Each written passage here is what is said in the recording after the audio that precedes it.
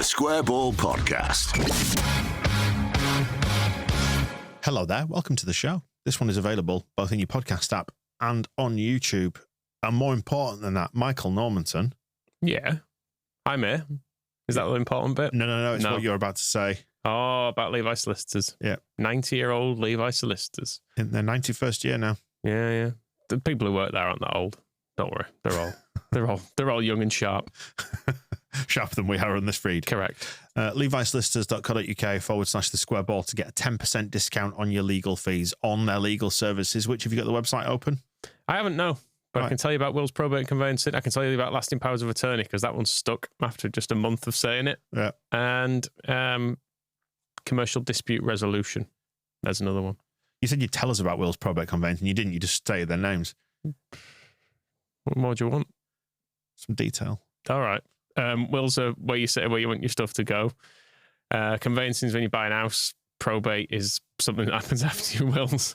I don't know. I think it's like with distribution of assets, isn't it? Superb sell. LeviSolicitors.co.uk/the square ball. I'm Dan Moylan. With me is Michael Normanton, and Chris Mack joins us as well as we go into the international break with a square ball roundup. And what a roundup it is. What are we rounding up today? Results. Recruitment changes. Some of those happened. Recruitment changes. TV fixture changes. Pep Clotet getting fighty. Yep. It's all happening. Are we just going to play on Monday night at 8 o'clock for the second half of the season, by the looks of it then? It does look that way. Yeah, and I know you fixture changes, you always see them and you go, what this time? But these ones are really shit, aren't they? Monday night, 8 o'clock, what game do you first think of? Leeds against Liverpool. Tony Yeboah crossbarring in. Oh, okay.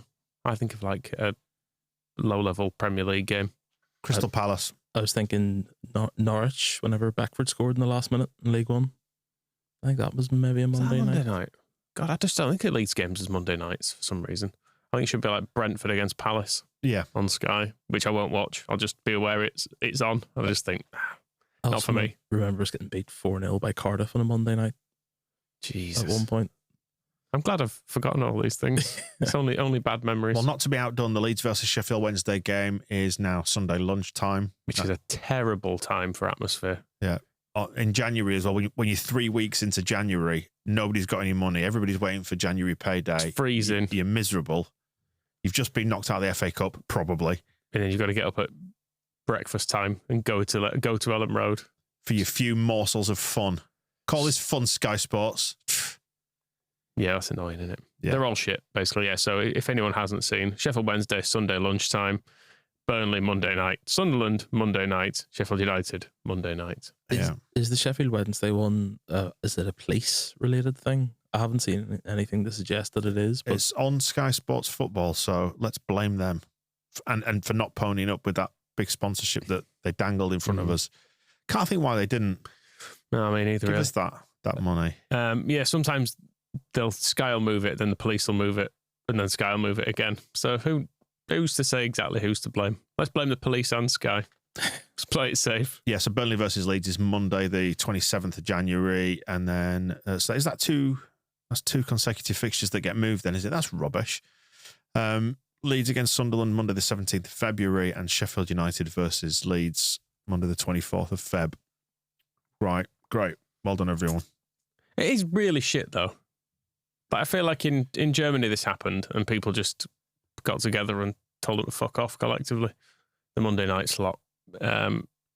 Because it's not fair that we have to do this. Just because we're the biggest draw, we get all our games moved. Just looking to see if we've got any midweek games around that time as well. Yeah, we have. Yeah, so we end up with the Norwich game on the Wednesday night, following that Sheffield Wednesday game on the Sunday. Hope that's all crystal clear. And then we've got Burnley away on the Monday night and play Cardiff at home on the Saturday. And it's only a day here and there, but yeah, just basically shite, innit? It is, and for all people who travel from out of town as well, of which there are many who come to Leeds games from a bit further afield, a Monday night isn't particularly convenient, is it? People will have weekends planned around it, where people have probably already got provisional hotel bookings and travel bookings and stuff for it, and then it's just like, nah, it's Monday, and if you want to go to that, you're going to have 2 days off work instead. Yeah, I've got a bit of a problem. I was just looking down the fixtures there, So the Portsmouth away game, which is the 8th of March. Is that March? It's not a date that's particularly marked in the calendar, I wouldn't say. But yeah, I know. Just looking down because I subscribe to the automatic update in fixtures. But yeah, my son wants to go to some sort of game at Wembley, and it might be like some YouTubers or some people like that. And I've been told I've basically got to take him. Miss Portsmouth against Leeds. He's old enough to get the train by himself. Get on the football special. Just hitchhike. Take some cans. I mean, he's 13. Drop him at the motorway junction with a little sign. It'll be fine. Right. Yeah, I'll run that by my wife. I'm sure there will be a bus going from outside Elland Road for all the YouTube fans. But anyway, so there's that. What else were we going to talk about? Recruitment changes. Should we talk about those as well as fixture changes? Interesting, isn't it? In the sense that if something is working, you don't change it. So does changing it, especially mid-season, suggest it wasn't quite working? Or we're making it even better? Is there maybe too many people involved? Or have we not... Maybe this is actually normal and we're just not used to not having an autocrat like Victor Orta say yes and no. Thumbs up, thumbs down for players that he wants and doesn't want. Well, we did touch on some of this with Graham at the start of the week, so we don't necessarily need to repeat it all. He did outline the changes. If you haven't heard him, it's Alex Davies, who's been working there for a number of years, who's replacing the outgoing Jordan Miles as the club's head of recruitment, who's going after only, 9 months? Yeah. Not a big stay, is it? No, he's not stayed many places for long. Seems to be his career trajectory so far. I mean, it's weird because I feel like, generally speaking, people have been fairly happy with summer transfer dealing. I know people weren't happy to see Gray and Rutter leave, but I think the prices we got for them, you can kind of go, all right, not too bad. Somerville had a release clause, which is maybe a bit on the low side. But of the players we brought in, they all seem, Solomon aside maybe, who's not shown enough yet, given his profile, but for the most part, I think people are fairly happy with the players we brought in. Is maybe an element of the Solomon thing to do with Steinson, because he was Spurs, wasn't he? So there might have been I would sincerely hope that the reason behind bringing him in was that he was it was basically Leeds doing them a favour sort of thing with Spurs, because otherwise, I'm sure he's quite expensive. I don't know if we should be wasting such money on him. Although, depending on which reports you read, I think Solomon was said to be one of Farke's. I don't know. It feels like there's been a number of people having a number of different kinds of input into the recruitment, and we know it wasn't entirely harmonious over the summer, but it'll be interesting to see how it all plays out. With the Red Bull stuff always in the background as well, you're never entirely sure where that influence is going to be as well. If it's that are we in the process of dropping into a different structure? Because Steinson is staying within the 49ers group, but their group is Leeds United.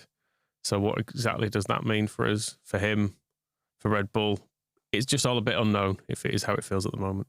I think there's maybe an element of, we were used to having a director of football, which even in itself is relatively newfangled thing in English football in the last 15 years maybe, but there's now there's a technical director, there's a head of recruitment, there's whatever Jordan Miles was head of recruitment, now it's Alex Davies, and whatever the hell Nick Hammond does consults on what consultancy. I've always struck me that any kind of consultancy is an ace gig. So if you need us to consult on anything, we'll do it.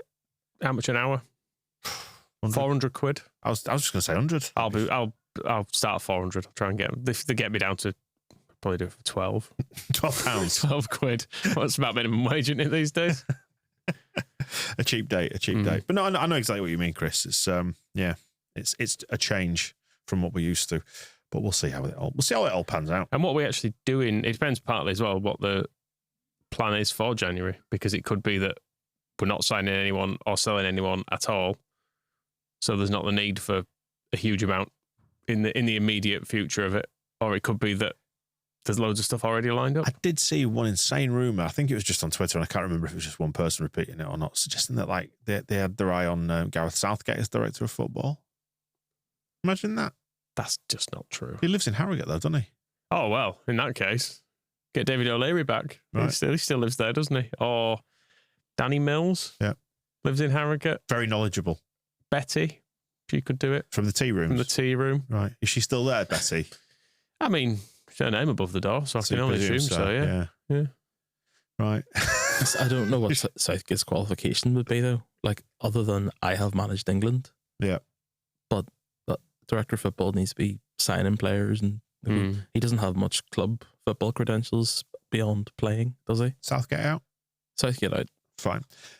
So, yeah, Burnley and Sheffield United, they hadn't played when we recorded the match ball, and they both won 1-0. I was watching the Burnley game, and they got that very, very late penalty against Swansea. But I think Swansea probably just about shaded that game overall. Yeah, I mean, we're jumping ahead to propaganda here, but Burnley fans are still not happy.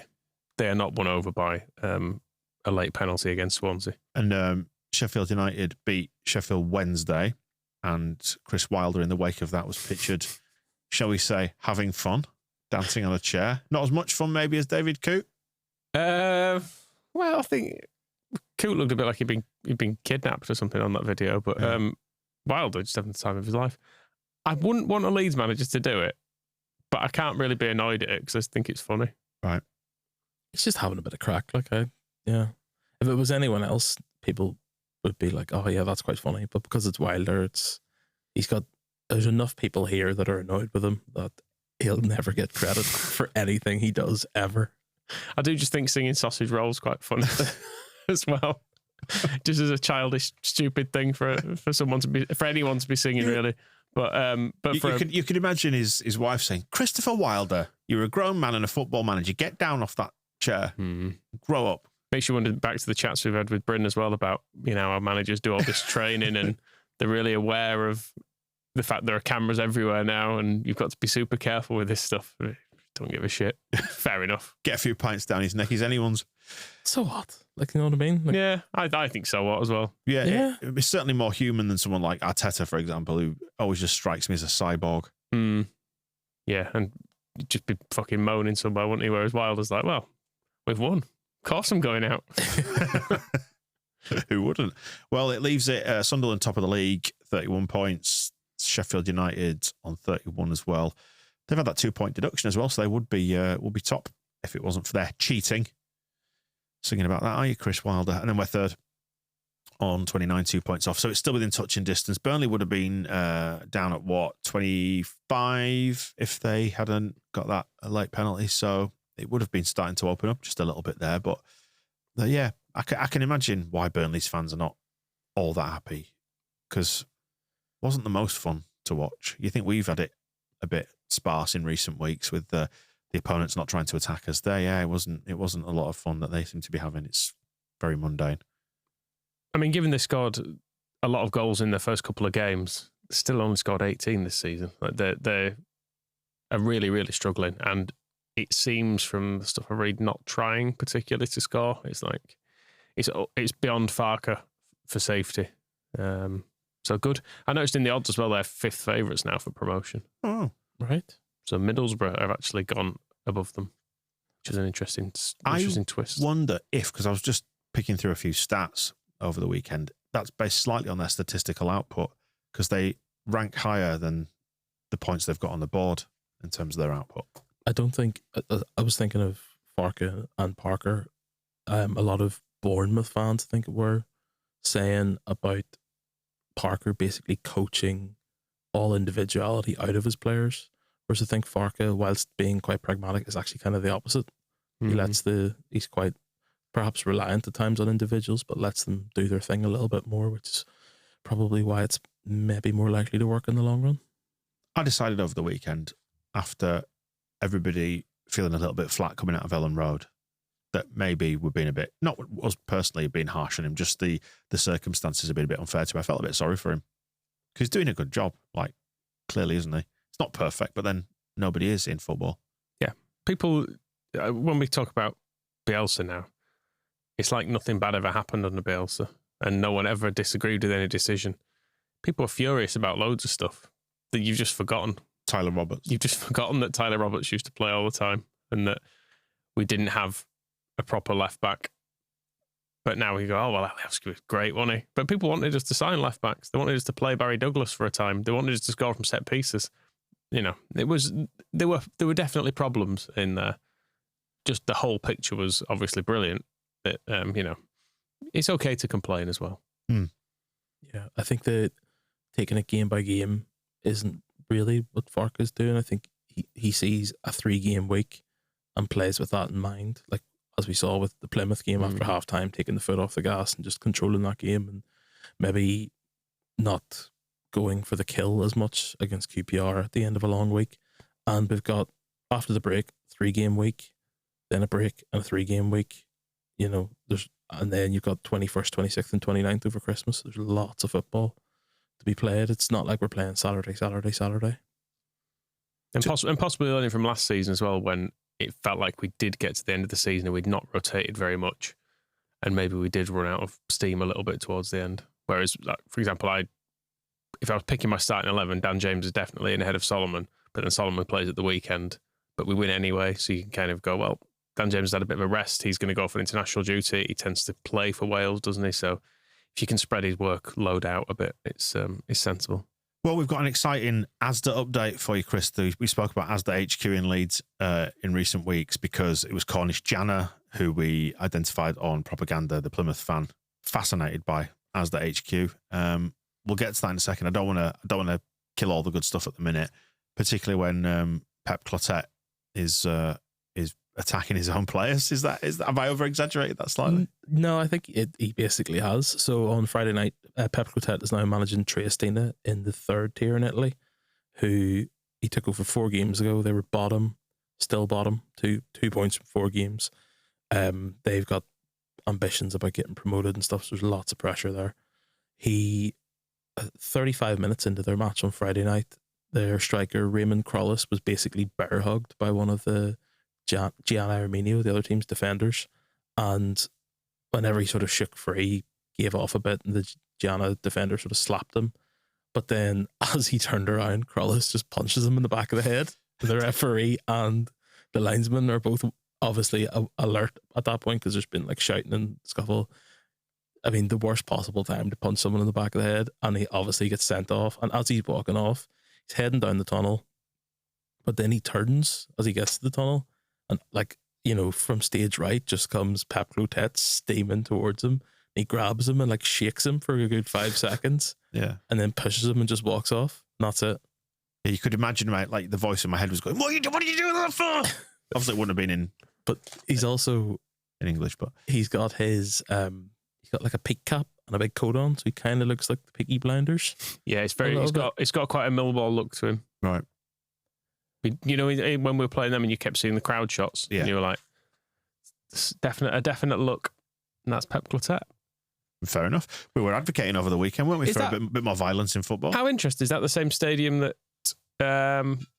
Cholino had Cagliari playing in for a bit? Because he moved them to Trieste for a time, didn't he? It's Willie Nonto was playing there for the under-21s in a completely empty stadium the other week and absolutely smashed the penalty into the stands. I was just thinking, there's no one even there to send the ball back.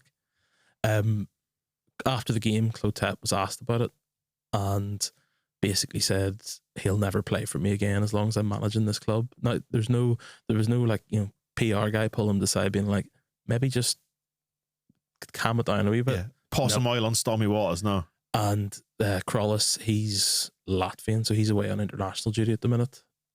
But about 10 minutes before we started recording, Clotet has now apologised and said that he will come back into the squad because he's probably their best striker, and it looked like on Saturday morning that Clotet was going to get sacked for that, but the club have moved forward with him as the manager. Crollis potentially will come back, but he's on loan from Spezia, so I wouldn't be surprised if they just say absolutely not, we'll recall him now. So crazy stuff. We'd rather he didn't attack our players. Yeah. Just before we get to the mailbag and the big Asda update, what do you think of Coop? Does he try to deny it in some way? I saw one report that suggested he'd accepted it was real, then another contradictory report that said, he's gone, it's deep faking it. I've been hacked. Yeah. Like Ian Botham on Twitter. Yeah, didn't he say that it was not genuine and that he denies it? That does kind of look like him. Looks a lot like him, doesn't it, boys and girls? Again, a bit like the Chris Wilder thing. Fair enough. I sort of go, well, Jurgen Klopp, he kind of is on the touchline. Whether or not he's a nice guy in real life, I've no idea. But like, as a fourth official, yeah, he's a bellend. Like, he spends ages just moaning about stuff on the touchline and yelling at people. It's not nice, though, is it, seeing like ref on ref crime like that? Well, exactly. Hey? Yeah. Hey. I mean, the fourth official role is just a bit weird because you are basically just there to be shouted at, aren't you? Because you're not the one making the decisions, but you have to have someone at the side of you going, I don't agree with that thing. And you have to go, it's not to do with me. It's not my decision, is it? It's basically like working in customer service. Yeah. It's not great. Although the fourth officials now do have input into overall on-field decisions, don't they? So if they spot something, they're allowed to intervene. So, that's why Jurgen Klopp is there, I suppose, to tell him what he should be doing. To offer him sage words of advice. Is it right, though, that someone's saying mean words about Red Bull's new director of whatever he is? Global energy drinks. He's a sellout for doing that. He was always a big old, one for tradition in football and all this stuff, wasn't he? Was Klopp. I did see our designer, Eamon, saying yesterday on Twitter that actually it was a breach of GDPR to put up the video because he said in the second video that the video wasn't supposed to go anywhere. I think that covers it. I'm really, really cross with you about that. I did say you shouldn't do that. That's a data breach. Oh, fun and games. Right, to the mailbag, which we start with. Do you want the Asda stuff now, or do you want a question, a moral dilemma thrown at you? Let's go Asda. You've teased it enough. You've teased the really big Asda news enough. Loads of people lost their jobs at Asda the day we released that. Oh, did they? So that was well timed. Oh, great. So sorry about that. If you're involved in that shit business. So Chris writes, I'd been wondering what could possibly follow Byron Webster's sex tape. We were talking about that. And of course, it should be inside knowledge of the Asda head office. I did a bit of work there over the years, and from one Chris to another, can assure Chris Mack that he wasn't the only one to turn up with his shopping bags, which was the story that you recounted, wasn't it, on the propaganda, showing up there one day as a newbie in town. It was a relatively frequent occurrence that some hungover fool stumbled in to get some milk wearing a dressing gown. Also, to appeal to your past media careers, once or twice a year, the top dogs would book a washed-up celebrity to come and perform in that glorious foyer. I might be misremembering, but I remember Chico of Chico Time. Was that X Factor? Was Chico on X Factor? Yeah, I think so. The Cheeky Girls, similar sort of stable, and one of S Club 7. I couldn't tell you which one. Anyway, as you were. Cheers, Chris. Wow. I wasn't wearing a dressing gown. No. In fact, we used to get all those people at ITV stuff too. All the washed up X Factor people. Somebody who was a finalist, but they'd play at a staff party or something. Slightly lower rate for the PA. Yeah. And like Stavros Flatley. Saw them twice at various ITV events. I think I once put them on stage for turning on the Christmas lights at the Metro Centre in Newcastle when I worked on the radio. Wow. Yeah. There you go. Stavros Flatley. Yeah. The second time round, he was no longer a child. Yeah, same. The Stavros boy. Because obviously he was a kid on the initial one. Then he turned up and he was like trying to chat up all the women. And he was about 20. And it was a bit weird. Slapping your dad's belly. Exactly. Yeah. Great times. So this one is from Will P. Conveyancing. Says, chaps, how would you feel about beating Sheffield United to the title or even promotion by a point? Of course, I'd love it, but that whole moral 2-point deduction drama they'd be spouting, saying how they actually won the league or some nonsense. So I'd like to pass a message on to yourselves and indeed Leeds United. 2 things. Number 1, beat Sheffield United's points, tally by at least 3. Number 2, quoting Mr. Moylan, just win the league, dickheads. Cheers. I think the funniest thing would be to beat them into second by a point. Yeah. And then trot Carlos Tevez and Javier Mascherano out in the final day of the season. Yeah, I'm all for it. Actually, I think it'd be even funnier. Yeah, definitely. Because that's what the record books will show. Doesn't matter. As well, why did you get a points deduction? Cheating. Do you know the rules, Chris? But yeah, I mean, the way it's shaping up, I think it might be us and Sheffield United. Right. That feels the most likely outcome at the moment. But I don't really care. I'm perfectly fine with second as well. Winning it by a point would be fine. Winning it by about 20 points would be quite funny. Yeah. Or just getting promoted would be fine. To the playoffs. Just any old how. I'd rather not the playoffs. I don't think I want to do that again. I don't have the appetite for it or the energy. But yeah, fine, whatever. Right. Charlie's been in touch. Hi, guys. I'm a founder member of the Atlanta Whites who make frequent trips back to Huddersfield and Brighouse through work. I was amused at Michael's recent comments regarding John Shires of Yorkshire TV calendar fame and his reporting of Leeds United during our Champions League campaign. You are right. As an avid Huddersfield fan, he reported our wins very much through gritted teeth, because you used to be a colleague of yours at ITV, of course. He's a lifelong family friend, and while spending every Christmas in the UK, we go to his house every Christmas Day lunchtime for a few drinks. 3 years running now, I have managed to sneak a Leeds United bauble onto his Christmas tree, only for him to notice later in the day once I am long gone. Long may this Yuletide tradition continue. Marching on together. Best regards, Charlie. Thanks, Charlie. Very nice. No, he's despite being a Huddersfield fan, I did like John Shires a lot. He was very funny. And he was very, very shouty about almost everything, which was tremendous. You could hear him getting angry at computer systems failing him and stuff from about 30 yards away. And then someone would always just come over and go, "Hey, John, you've got a notepad like on your keyboard or something." He'd be like, "Oh, this fucking system." Just double down on it. Everybody who works in the media blames the system, though. Yeah, oh, completely. Because the systems are always outdated and don't work properly. Remember, like you'd be amazed at how many glitches there were in like radio playout systems. Like when you're doing the radio, you're pressing a button in Newcastle that's sending a signal to the computer in Manchester to play the song back down the internet to Newcastle, which feels awfully fragile to me. Everything's built on old systems. It's like air traffic control, didn't they say years ago it was still running on Windows XP or something? So it might mean like planes just crashed into each other. They were like, yeah, probably need to update it. And if you are listening to us on a flight, safe travels. Well, there you go. Anything else to add then before we sign off for this one? Enjoy the international break? Yeah, I'm looking forward to it. If you have to. Is it? It's not Thomas Tuchel yet, is it? No. Not for England. No. I think England had 8 players pull out of the squad. Oh, well. Pat Bamford back in. Maybe it's his time. It's his big chance. Reignite his career. Yeah, very much so. All right, cool. We'll catch up with you soon then. See you soon. The Square Ball Podcast.